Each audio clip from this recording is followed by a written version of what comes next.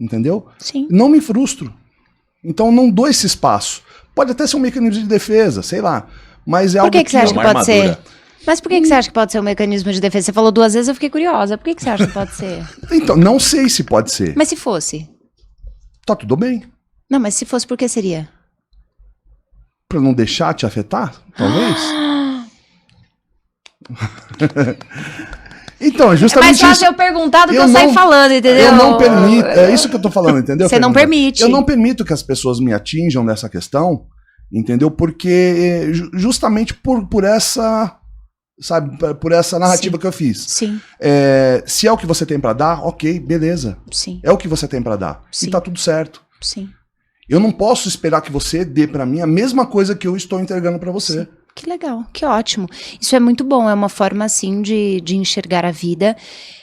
O que eu sempre questiono é qual é o sentimento verdadeiro ali atrás, né? Então, a armadura, para eu me proteger, para isso não me afetar, isso também é um mecanismo de defesa, sim. Por quê? Porque eu preciso saber lidar com a frustração das pessoas, com as pessoas. Isso faz parte da evolução humana. Se eu não me exponho a dores, se eu não aprendo a lidar com ela, é muito difícil eu falar, eu evoluí nessa questão. Não, eu simplesmente, tipo assim, eu corto, pum. Não que eu sempre fui assim.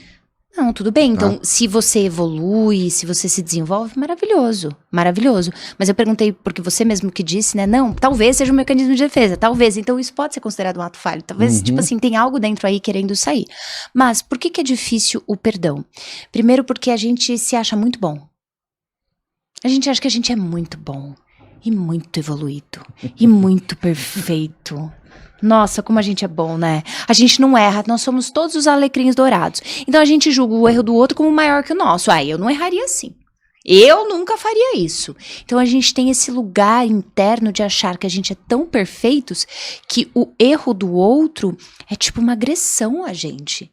Às vezes uma pessoa gritar com você é menos dolorido do que você ficar no silêncio com ela.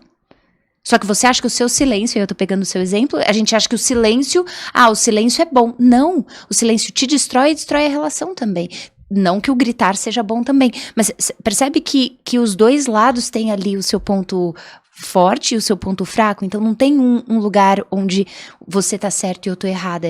O que essa relação tá convidando a gente para olhar e para curar?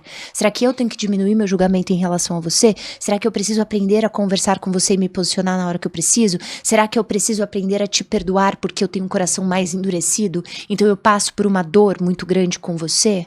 Para que eu aprenda a desenvolver o amor, a fraternidade, o perdão, a caridade. E as pessoas realmente acham muito difícil perdoar e elas ficam irritadíssimas comigo quando eu falo do perdão, principalmente quando são perdões severos. Porque você, se fosse com você não perdoava. Então, mas não é sobre ser ou não ser, é sobre o que você carrega no seu coração quando você tá nesse lugar, nessa arrogância, nessa postura de que o outro é errado e você é o certo. E todo julgamento envolve uma rejeição. Então eu tô rejeitando aquela pessoa que eu tô achando que fez mal pra mim. Então é um chumbo trocado. Como que pode dar certo uma coisa dessa? Então eu sempre fui cristã. Sempre aprendi a olhar assim para o que Cristo, eu falo cristã, não esse cristão que a gente vê hoje na rede social, né? As pessoas acham que cristão seguir Cristo é monopólio de uma igreja, né? Que Cristo aquela igreja é dona de Cristo, tipo, aquela igreja é dona do ar, é tipo assim, sabe? Tem a procuração do divino. Tem a procuração do divino, exatamente, maravilhoso isso. Então eu sou cristã no sentido de seguir o que eu acredito que Cristo é pra nós, que é esse exemplo, e ele diz ali, perdoe 70 vezes 7, e eu não consigo conceber um Deus evoluído que carregue mágoas. Então se eu quero ser mais parecida com Deus, não que Jesus seja Deus, ele é um filho, mas ele já é muito mais evoluído do que eu, já tá ali na perfeição e eu tô caminhando pra ela, bem longe ainda, tipo, bem longe, mas tô nos meus passinhos ali, eu preciso buscar ser o que eu acredito que é o certo, porque é só a gente analisar o não perdão. Vamos pro oposto. Tá bom, então você não vai perdoar. O que você sente quando você não perdoa? Raiva. Essa raiva vira uma mágoa, vira um ódio, vira um desejo de vingança, ou simplesmente vira uma raiva que chega numa indiferença. Indiferença é o pior nível de eu não perdoei alguém. E aí, se a gente for olhar, tem muito a ver com a relação familiar também. Então, essa raiva carregada dentro de você vai explodir com alguém. Alguém que não te fez mal vai arcar com a tua raiva.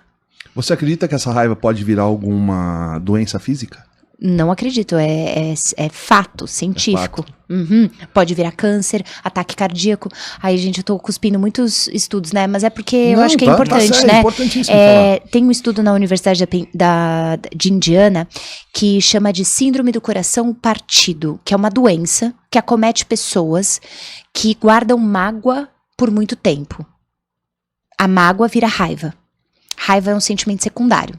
Você não começa com raiva da pessoa. Você começa chateado, frustrado, magoado, triste, decepcionado e vai evoluindo para uma raiva.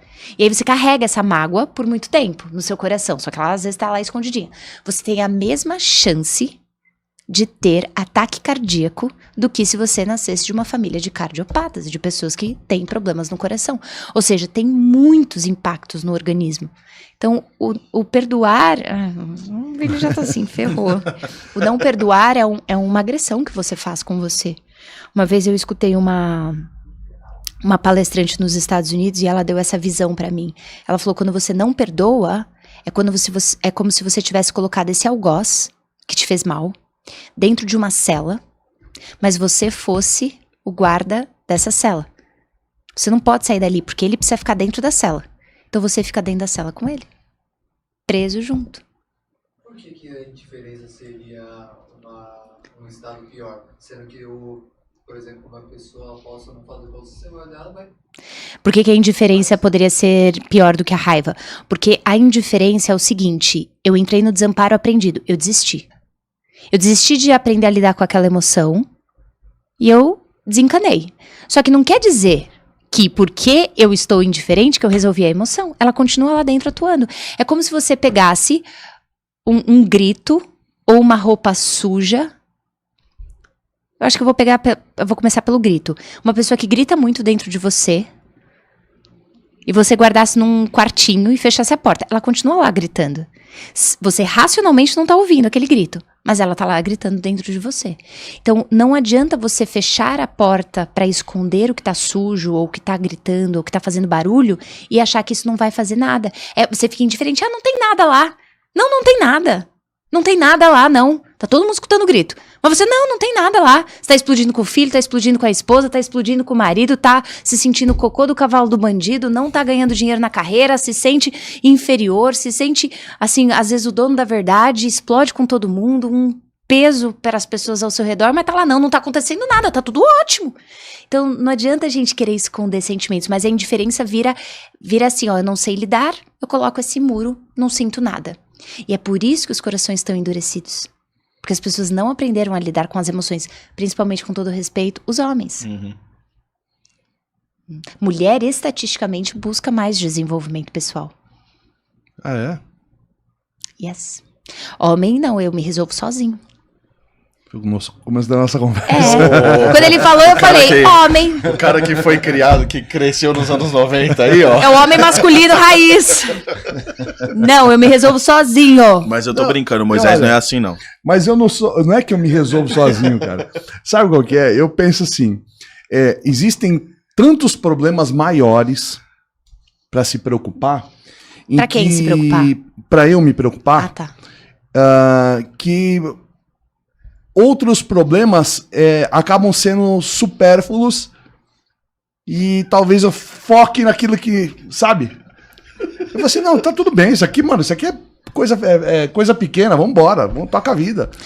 Sabe, você me dizendo isso, me vem uma imagem assim, por exemplo, só um chocolatinho todo dia. Um negocinho pequenininho assim, dá nada. Passa a vida comendo chocolatinho pequenininho. Tem uma frase na arquitetura, eu estudei arquitetura nos Estados Unidos, dos 20 aos 25, e tem uma frase na arquitetura que diz, the devil is in the details, que o diabo mora nos detalhes. Então aqueles detalhezinhos que a gente... são esses que lá na frente te derrubam, porque você menospreza. E, na verdade, esses pequenininhos, o Tony Robbins fala, né? Não mata o King Kong no topo do prédio. Mata o bebê King Kong. Então, tá começando a te incomodar, ao invés de você ignorar, jogar pra debaixo do tapete, olha pra aquilo, porque eventualmente você não anda mais em cima desse tapete, entendeu? Mas não tô falando que esse seja o seu caso. Tomara que minha mulher não tenha escutado o que você falou agora.